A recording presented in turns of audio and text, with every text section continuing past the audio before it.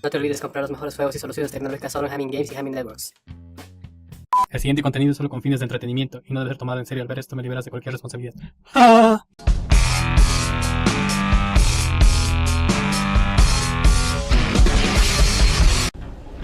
Bueno, nuevo día, es hora de desayunar y vamos a ir a los alrededores de Copenhague, Roskilde y no sé qué más.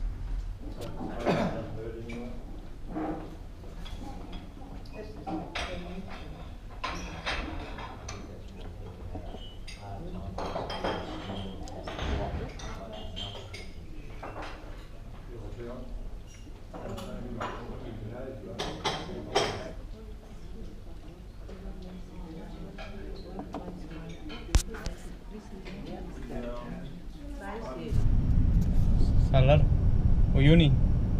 Yes. Ah, okay. Yes. All the tourist destinations. Well, I can tell you all about Scandinavian history, and then after today, you know a bit more about the area you're visiting. Ah, okay. It's very convenient, that card. Yes. Then you can just get around Yeah.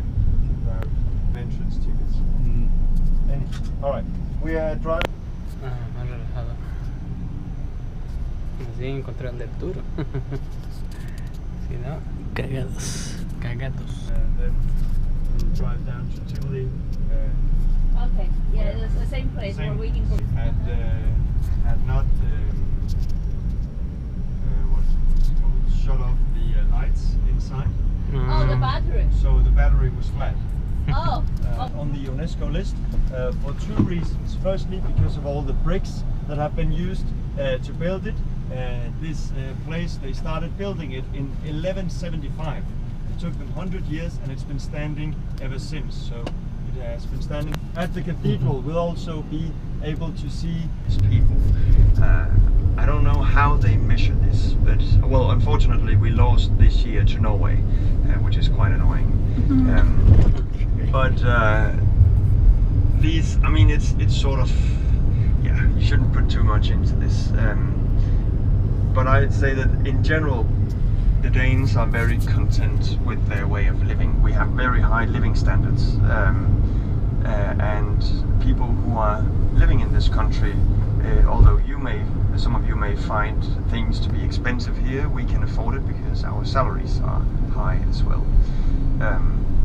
In general, in Denmark we have one big middle class.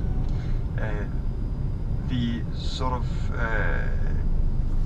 economical inequality is somewhat the same as, for instance, in the States before the sort of redistribution of wealth begins.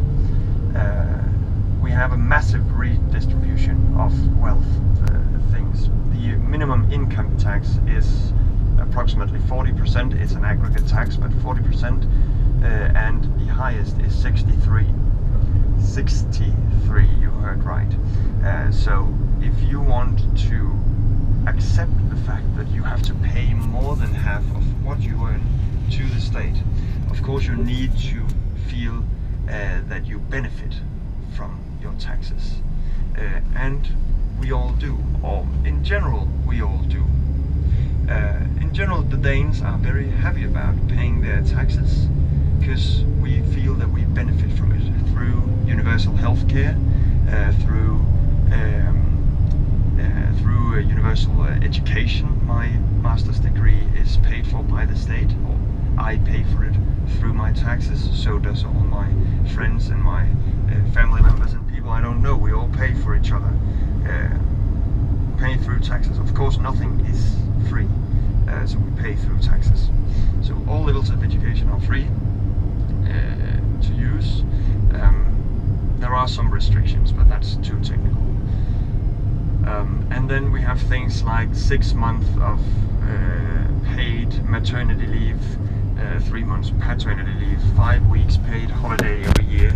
If you work for the state, you typically get 17% in pension and all sorts of things. Very, very good conditions for working in this country. And that's why, I mean, people are in general content with how things are being run. to sort of structure in a small country like ours. We're only 5.7 million people, and I believe that plays a big role. The fact that we are so close to each other and that we are all nearly the same compared to sort of the divisions amongst other countries. It's easier to agree on something when you are a small country. In general, the politics of this country right now are around focusing on, just like any other European country, on immigration. That is the hot topic, and we're all trying to figure out what to do with migrants crossing the Mediterranean. Some of them are people fleeing poverty from African areas, or it could also be proper refugees from Syria or other places at war. That's the big thing in the EU right now, of course, as well as the Brexit. What will happen with the Brexit? Now, in the next 2 years, it will be figured out what kind of deal the British people will get when leaving the EU. If they get too good an agreement, there will most likely be Danes wanting the same. I do not believe that we will leave the EU, because in my opinion it would be the most stupid thing to do. But that's my opinion. Now we're talking politics. It's my opinion. It's not the company's opinion. My boss has told me to be very clear about this. He's a member of the parliament in Denmark for the Conservative People's Party, and we agree to disagree on everything. But that's my opinion.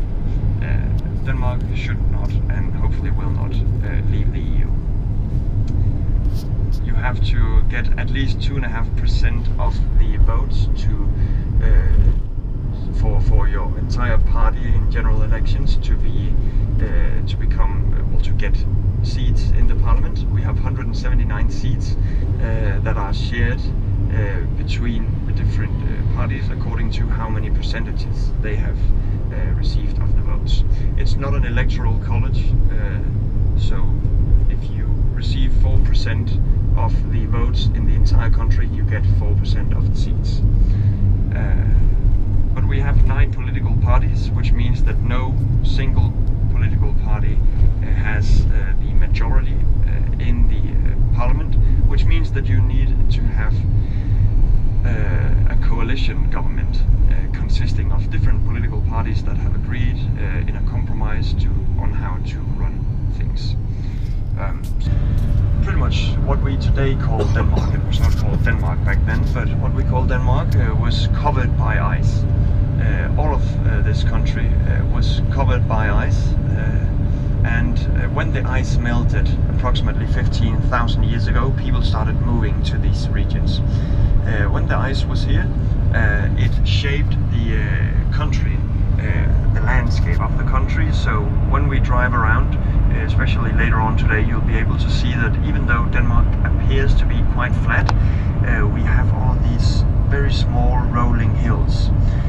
These were all shaped by the pressure from the ice, because the layer of ice was approximately 2 kilometers thick, which is, I don't know, 1.2 miles, something like that. It was very, very thick, so yes, there are some areas around in Denmark where the earth is still rising from the lifting of the ice. Nonetheless, people started moving here when the ice melted. They were hunters, and they pretty much did nothing but hunt for the next 10,000 years. 5,000 BC, they started focusing a bit more on agriculture.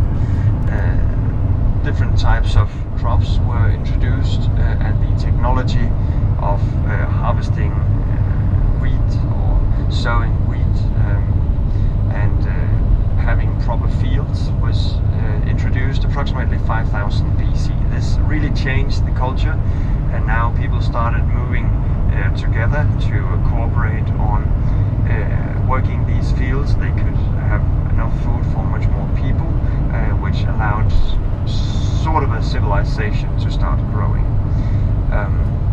During the Bronze Age and Iron Age, approximately controlled by the Romans, which never introduced the infrastructure and technology and language knowledge and so forth. All of these things that the Romans brought to the areas they conquered was never introduced to these regions. So we were just barbarians on the northern outskirts of the Roman Empire.